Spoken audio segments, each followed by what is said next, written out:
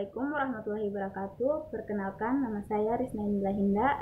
Saya akan memaparkan materi sosiologi hukum dari materi 9 sampai 12. Langsung saja kita masuk pada materi yang akan kita bahas, yaitu hukum responsif. Apa sih hukum responsif itu? Yaitu hukum sebagai suatu sarana respon terhadap ketentuan-ketentuan sosial dan aspirasi-aspirasi masyarakat.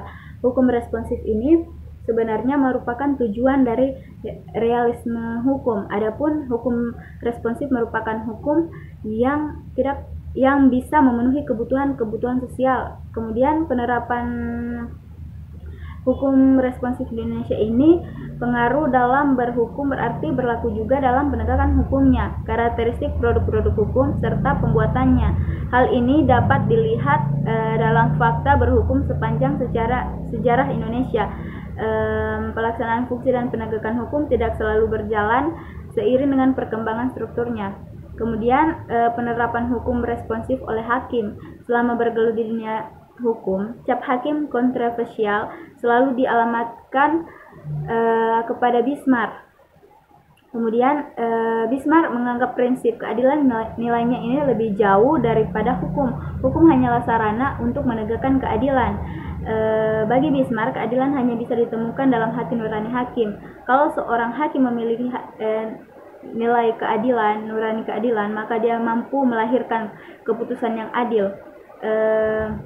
Kemudian penerapan hukum responsif oleh jaksa. Kita bisa mengambil contoh dari almarhum Bapak Lopa yang dikenal sebagai jaksa yang hampir tidak punya rasa takut. Beliau ini sepanjang karirnya menjabat sebagai kepala kejaksaan tinggi di Sulawesi Tenggara, Aceh, Kalimantan Barat, serta Sulawesi Selatan. Kemudian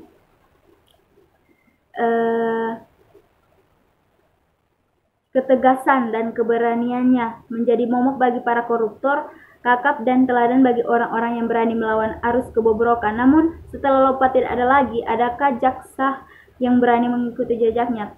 Tampaknya hingga saat ini harapan yang jauh panggang dari api jauh banyak terjadi adalah laporan jaksa lain yang nakal sering memeras para tersangka. Kemudian penerapan hukum responsif oleh advokat. Sebagai advokat, Yap Thiam Hien dikenal sebagai orang yang teladan mencerminkan prinsip dan idealisme seorang penegak hukum yang ideal, seorang pejuang HAM yang tinggi, yang gigih hak-hak kaum terpinggir di minoritas. Ia sosok advokat yang menjadi teladan dan sumber aspirasi bagi masyarakat. Setelah sebagai advokat, ia tidak pernah memilih-milih klien untuk dibalas. Sejak aktif di advokat pada tahun 1948, ia selalu melayani kepentingan masyarakat dari semua lapisan tanpa kenal lelah. Selanjutnya kita masuk pada materi stratifikasi sosial. Apa sih stratifikasi sosial? Stratifikasi sosial ini merupakan perbedaan penduduk atau masyarakat dari berbagai kelas secara bertingkat atau bisa kita bilang hierarkis. Perwujudan dalam kasus yang terdapat beberapa lapisan berbeda dalam masyarakat, dan dalam setiap lapisan itu disebut strata sosial. Ada dasar-dasar stratifikasi sosial, ada 4. Yang pertama dasar kekayaan, yang kedua dasar kekuasaan dan kewenangan, ketiga dasar kehormatan, keempat dasar ukuran ilmu pengetahuan. Jadi dasar kekayaan ini, barang siapa yang mempunyai yang paling banyak harta, maka banyak orang tersebut akan masuk dalam lapisan yang paling atas.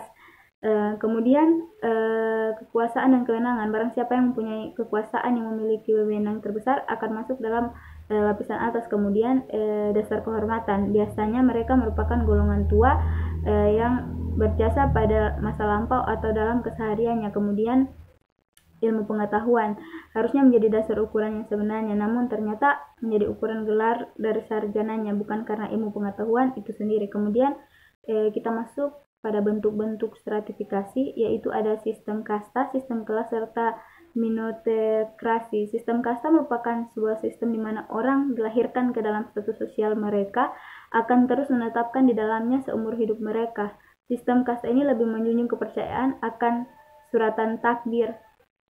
dan nasib, serta kehendak ilahi. Kemudian sistem kelas ini terdiri dari sekumpulan orang-orang yang mempunyai status yang sama dengan faktor penentu seperti kekayaan, pendapatan, pendidikan, serta pekerjaan. Kemudian masuk di sistem meritokrasi. Meritokrasi merupakan sebuah sistem yang dilatar belakangi dengan keyakinan bahwa stratifikasi sosial ditentukan dengan adanya usaha dan atau jasa pribadi. Kemudian proses ini terjadi dengan dua cara, terjadi dengan sengaja dan terjadi otomatis.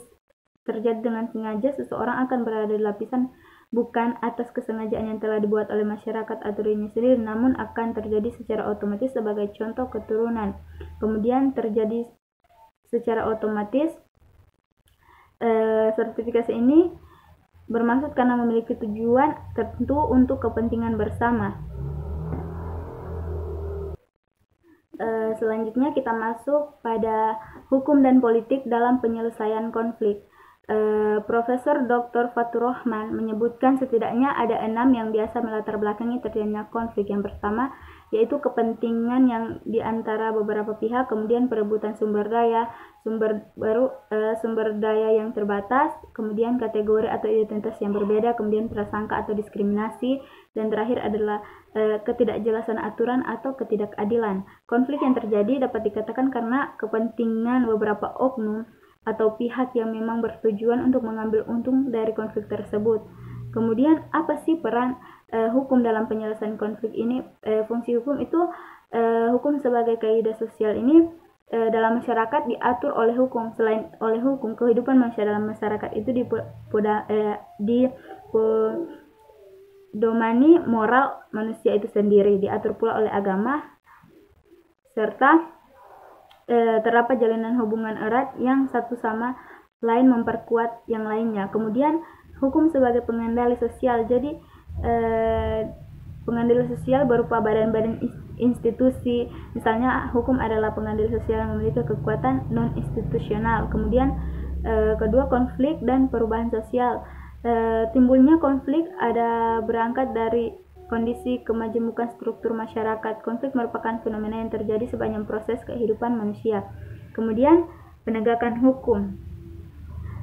Konsep hukum atas penegakan supremasi hukum yang diolah oleh negara ternyata belum menjadi suatu sempurna dalam implikasinya, walaupun diakui bahwa secara garis besarnya sudah memiliki kerangka ideal. Kemudian tahap-tahap penyelesaian konflik ada 4. Yang pertama yaitu konsilasi, suatu cara untuk mempertemukan yaitu pihak-pihak yang berselisih guna mencapai persetujuan bersama untuk berdamai. Kemudian mediasi, salah satu pertikaian dengan menggunakan seorang untuk perantara. Kemudian koersi, suatu cara menyelesaikan pertikaian dengan menggunakan paksaan fisik atau psikologis. Bila paksaan psikologis tidak berhasil, maka dipakailah paksaan fisik. Kemudian detente, cara ini merupakan persiapan untuk mengadakan pendekatan dalam rangka membicarakan tentang langkah-langkah mencapai perdamaian. Kemudian terakhir kita masuk pada penyuluhan dan bantuan hukum. Di sini dalam penyuluhan hukum ada beberapa unsur, yaitu ada penyuluh hukum, materi, sasaran, dan metode. Bantuan hukum adalah jasa hukum yang diberikan untuk memberi bantuan hukum secara cuma-cuma penerima bantuan hukum. Bantuan hukum pula merupakan pelayanan hukum yang bertujuan untuk memberikan perlindungan hukum dan pembelaan terhadap hak-hak asasi tersangka atau terdakwa sejak ia ditahan sampai diperolehnya putusan pengadilan yang tetap.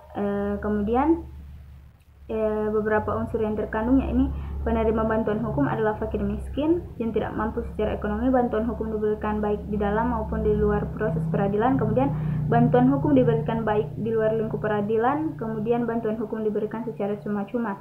Kemudian pemberian bantuan hukum dilaksanakan oleh pemberi bantuan hukum yang harus memenuhi syarat, yaitu berbadan hukum, terakreditasi, memiliki kantor dan sekretariat yang tetap, kemudian memiliki pengurus dan memiliki program bantuan hukum. Adapun untuk memperoleh bantuan hukum, permohonan bantuan hukum untuk memenuhi syarat, yaitu pertama mengajukan permohonan secara tertulis yang berisi paling sedikit identitas pemohon bantuan hukum, singkat mengenai pokok persoalan yang dimohonkan di bantuan hukum, serta menyerahkan dokumen yang berkenaan dengan perkara. Yang terakhir dengan melampirkan keterangan miskin dari lurah, kepala desa, atau pejabat yang setingkat di tempat tinggal pemohonan bantuan hukum tersebut. Baiklah, itulah materi yang bisa saya sampaikan. Terima kasih. Wassalamualaikum warahmatullahi wabarakatuh.